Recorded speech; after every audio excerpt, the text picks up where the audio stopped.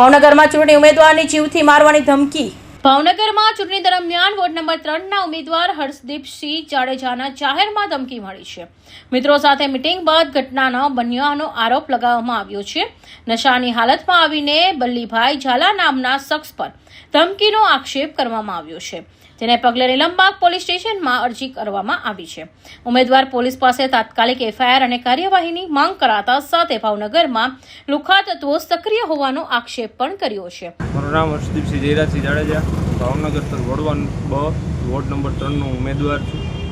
આજરોજ મને ટિકિટ 2-4 દિવસ પહેલાં જ્યારે ડિક્લેર થઈ અને આજે જ્યારે મેં સૌ પ્રથમવાર આહવાન કર્યું મારા વિસ્તારના લોકો કે મારા ગ્રુપ સર્કલ મિત્રોને કે મને સાથ સમર્થન આપવા માટે આજે મારા મિત્રો 25 થી 30 જણા જેવા વ્યક્તિઓ આજે અમે એકઠા થયા.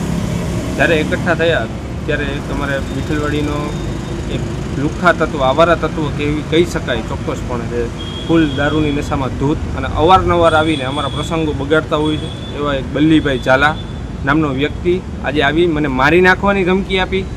ત્યારબાદ મારા માતાઓ અને અન્ય બહેનો પણ હતા અને અન્ય જેન્ટ્સ એની સામે મને ચોકીન ચટ મારી નાખવાની ધમકી અને આગળ જતાં પણ બાજવાની તો ખુલ્લી ધમકી મને આપેલ છે. એની વાત નીલમબાગ પોલીસ સ્ટેશનમાં મેં અરજી કરેલી છે અને એક ઉમેદવાર તરીકે મારી પ્રતિષ્ઠાને ક્યાંક હાનિ પહોંચે એવું ક્યાંક ને ક્યાંક એ લોકો કામ કરતા હોઈએ છે. અને જ્યારે દારૂમય ભાવનગર બનતું જાય છે, જ્યારે આપણે દારૂ મુક્ત ભાવનગર કરવાનું હતું ત્યારે ભાવનગરમાં આવારા તત્વો અને લુખ્ખા તત્વોનો જે 2 નંબરના ધંધા સાથે સંકળાયેલા છે અને જે રાજનીતિમાં નાની ઉંમરના વ્યક્તિઓ છે ને દબાવે છે, એને નીતિશ પાંડે સાહેબને હું વિનંતી કરું છું કે સાહેબ આની ઉપર ખૂબ ઝડપથી અને વહેલા એની ઉપર ફરિયાદ થાય, એફઆઈઆર થાય અને એને કાયદેસરની કાર્યવાહી એની ઉપર. મીટિંગ ચાલુ હતી કે પૂરી થઈ? ના, સમાપ્ત થઈ. અને હું જ્યારે બહેનો સાથે ફોટા પડાવતો હતો, અમારા વિસ્તારના બહેનો હતા એની સાથે હું ફોટા પડાવતો હતો ત્યારે બનાવ બનેલો.